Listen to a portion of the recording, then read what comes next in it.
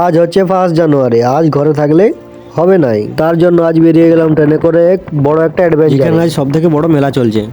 আর মেলাতে এসে দেখি মেলার সবচেয়ে বড় বড় দুটো চড়ক রয়েছে। এই যে একটা বড় ঘূর্ণি চড়ক আর এই একটা বড় ঘূর্ণি চড়ক।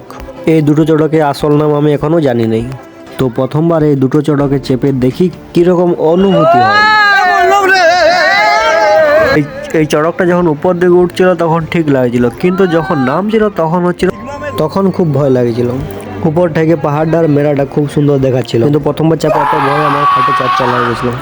আর এইটাতে আমি আর আমার একটা বন্ধু চাপেছিলাম। এই চড়কটাকে 10-এর মধ্যে 8 নম্বর দেওয়া যাবে। এবার চাপবো 2য় নম্বর চড়কে।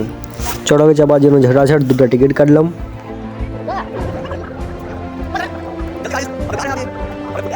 আর এই চড়কটা চাপেছি আমি আর আমার ভাগনা।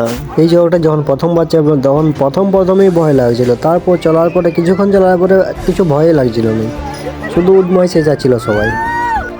শুধু এক জায়গায় গোল গোল ঘুরছে, উঠছে আর নামছে আর গোল গোল ঘুরছে। তো আমি এই চড়কটাকে দেবো 10-এর মধ্যে 5।